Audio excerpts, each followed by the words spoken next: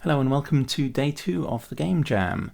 After I finished recording yesterday, I carried on and started work on the card dragging mechanics.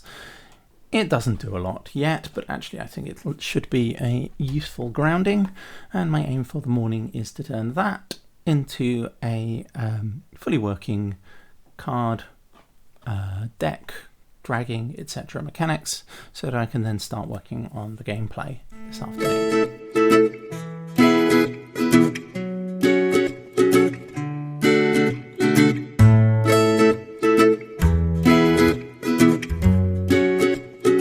Well, it's the end of the day now.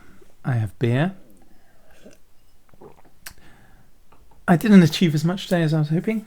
I ended up spending quite a lot of time on drawing up a sketch of how I wanted the game to work.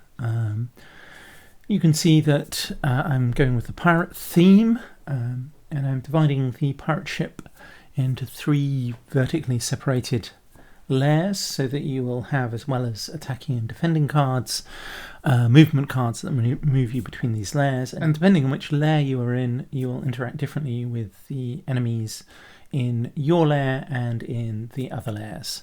My idea is that if you're on the rigging or the deck, you would half damage to the enemies on the rigging or the deck, and if you're in the hold, only other things in the hold can damage you.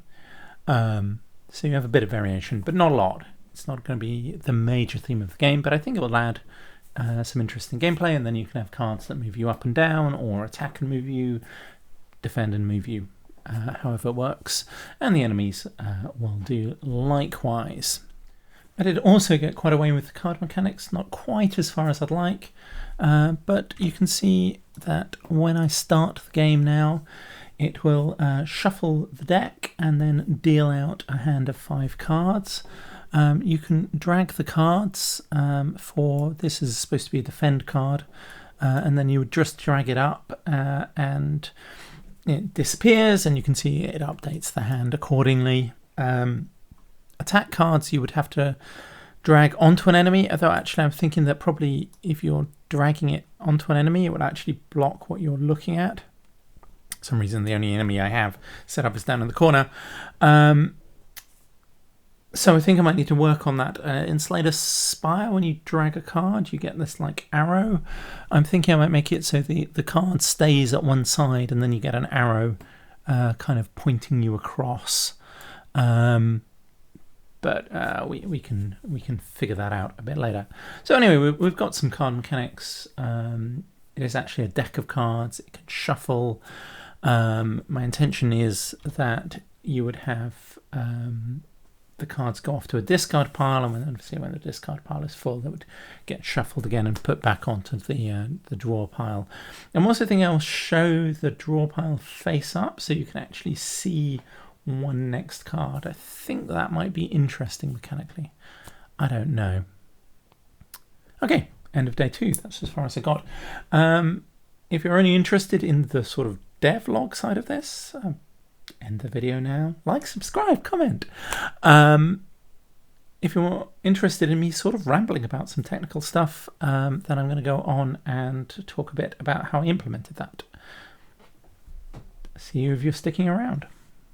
See you tomorrow, if not.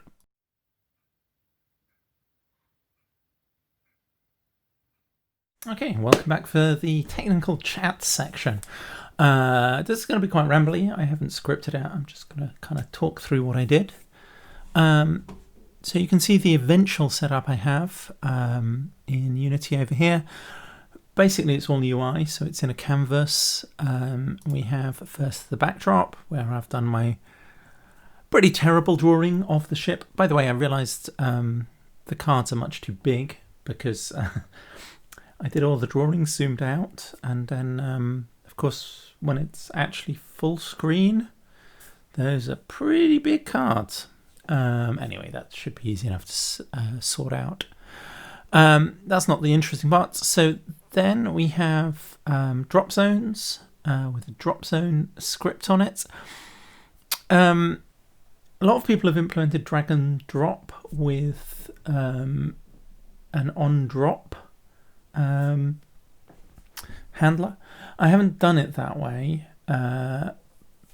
because I think generally the logic for where you want to be dropped is not in the thing you are dropping on, at least for the game that I'm writing, but in the card that you are dropping, if that makes any sense. So instead, the drop zones are really just something that you're reading out what kind of drop it is. And I've implemented it with a general enemy and location drop types. This is just a string. I found a nice script that would let you have a drop down for strings, which I'll link in the description below. So all that happens then is when you drag a card, and you may have noticed there are no cards in here. That's because they're created dynamically from the deck. But the card behavior is actually divided into two parts. But the first one is this draggable. I should probably make this a bit bigger so you can read it. I made it bigger. Okay, so this is the behavior for the draggable cards. And you can see we have an implementation for the three kinds of drag handler. When we begin, all we're doing really is grabbing an offset, and this means because you can grab anywhere within the card, we want the card to kind of follow your pointer smoothly. And so we just get an offset to it. We also keep the original position so that we snap back if you don't drop the card onto one of the places it can go. And we turn off raycast blocking so that the raycasts don't just hit the card that you are currently dragging. While we're dragging, all we're doing is moving the card itself so that it follows your drag. And then when it ends, what we do is we firstly we find out what kind of thing we want to be dropped on, and then we do a raycast to find all of the objects that it could have hit. It occurs to me actually as I'm talking to you now that I probably don't actually have to turn the block raycast off, but it's probably a bit more efficient because of the way I've implemented it. It actually does a check now. But so for each hit, it gets the drop zone that it's over, and then if there is a drop zone and the drop zone type matches the kind that we're looking for, then we record that we've been dropped on it and break from the loop. If we're not dropped on it, we just snap back to where we were and remember to turn block raycasts on so you can click it again. And if it isn't, at the moment all it's doing is destroying the game object. What it should be doing is putting it into the discard pile, and then we'll need some animation to go with that. I thought that would probably be better as a particle system so that you spawn a particle going across and then you don't actually have to worry about it during that part, but I mean maybe it'll have to update the card. I don't really know. That's probably easy enough to sort out later. Now on our card prefab, as well as the card draggable, we have a card behavior, and this is about the mechanical behavior of the card in gameplay terms. So we're separating the card draggable, which is the representation of it on your screen and the thing you interact with in the UI, from the actual mechanics of what the card is doing, and that's what the card behavior is for. And at the moment, there's not a lot here. All it has is a card data scriptable object. Get back to that in a moment.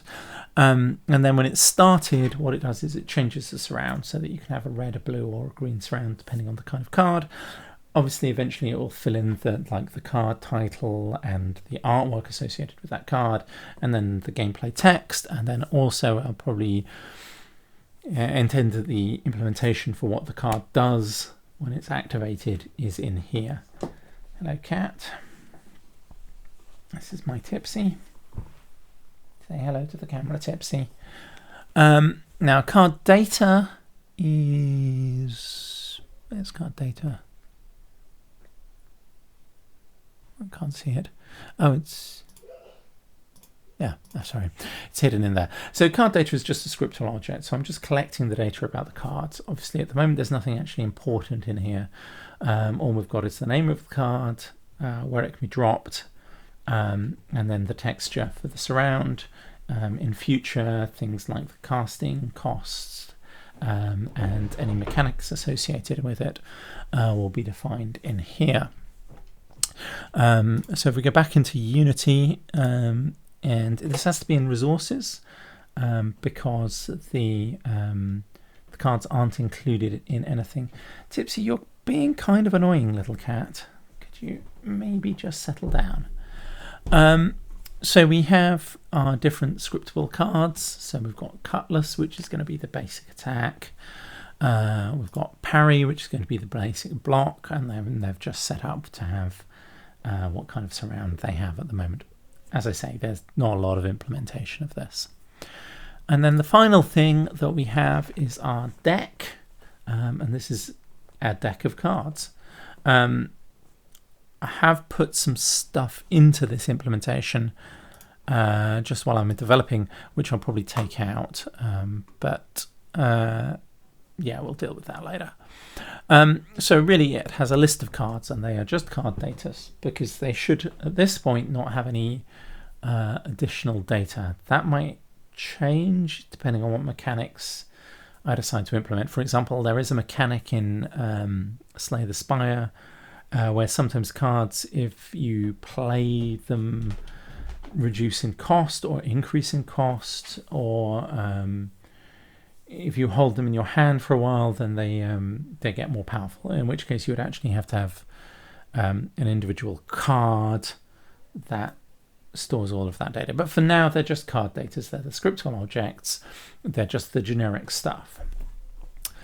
In Start, I'm sticking a load of cards in just so we've got something to work with. And then I'm shuffling it. And then this dealing, I will probably move out to some kind of dealer class rather than having it as part of the deck, because conceptually it's wrong to be here. But I just wanted it to work so I could test it. So it finds the hand, which I haven't talked to you about. Maybe I'll talk to you about that in a moment. So the hand just positions the cards on screen. So that's the cards you're currently working with. And it sets it up to deal 5 cards. Then we just have a little timed loop. Every half a second, it takes top card from the deck. It instantiates a card from the prefab. It sets that card to the appropriate card data so that when it gets its initial start, it'll set the surround, and then it sets it to be a child of the hand, so that the hand in its own setup will position the card where it wants to be. And then the only non-trivial method remaining is the shuffle. I use a Fisher-Yates shuffle to implement this, because shuffling is actually a much more complicated thing than you would think it would be, and it's easy to get wrong. I don't think that actually matters for the kind of game that I'm making. You know, you could have a badly implemented shuffle and it really wouldn't matter. But it's easy enough to have a proper, well-implemented shuffle. In case you're wondering why it matters how you implement your shuffle, many naive implementations of a shuffle don't produce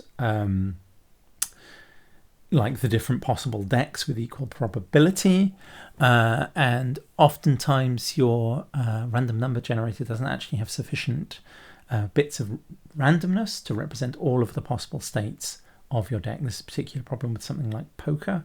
There have been famous examples of online poker websites which have got this wrong and therefore ended up with having the future cards predictable from the past cards to a sufficient level that people who were gambling for money, remember, could make money out of it.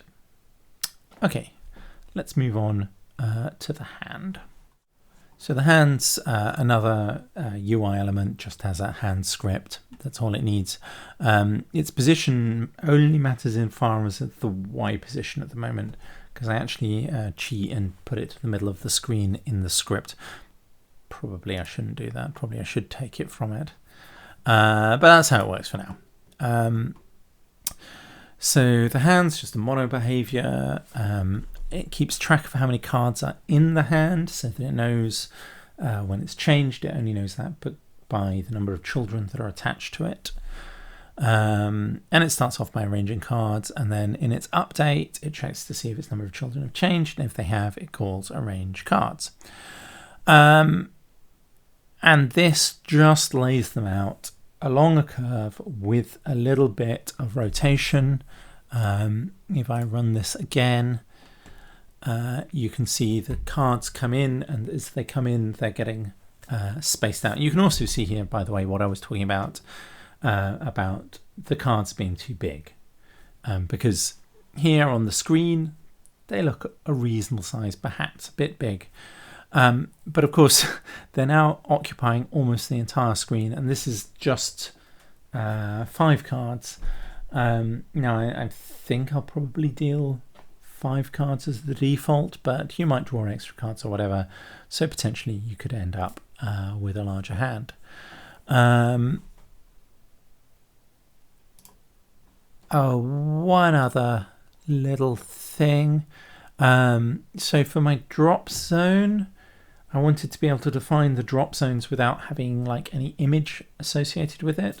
And it turns out that in Unity, if you have if you try and have something raycastable without having an image attached to it in the UI, then it doesn't like it. But I managed to find this little hack that lets you, if you attach this as a component to something, then it can be raycastable. I'll put a link in the description below. Okay, so that's the end of day 2. Progress perhaps a little slower than I'd like, but I think we're getting there. I've got an idea that I like. I've decided on the pirate theme, and we're getting there with the card mechanics, basic card mechanics. Tomorrow I need to actually make some gameplay. You know, you need to be able to injure enemies and defeat them and have yourself injured. That should be okay. And then I need to do artwork, and artwork I'm beginning to get a bit worried about. I saw how long it took me to do this silly little sketch. Yeah, that needs to be improved upon to make the game really work. Still, I'm sure it'll be fun. It'll be a challenge. Obviously, there's also sound and maybe even music. I'll probably take a punt at doing that, but I think I'm pretty happy to just find some, Creative Commons public domain music sources that I can use. I don't feel bad if I'm not implementing that myself. And there is still quite a bit of time left. This is only Sunday. There are 5 days of Game Jam, and then, possibly even a little bit of Saturday morning if you're really struggling. Yeah, so I'm not an expert in Unity. I've used it very little. So if you are, and you've seen some of the stuff that I'm doing, and you're like, what are you thinking, man? Please tell me in the comments. I'm always interested to learn from people who know more than me. Okay, I shall see you tomorrow in the next devlog. Well, maybe not tomorrow.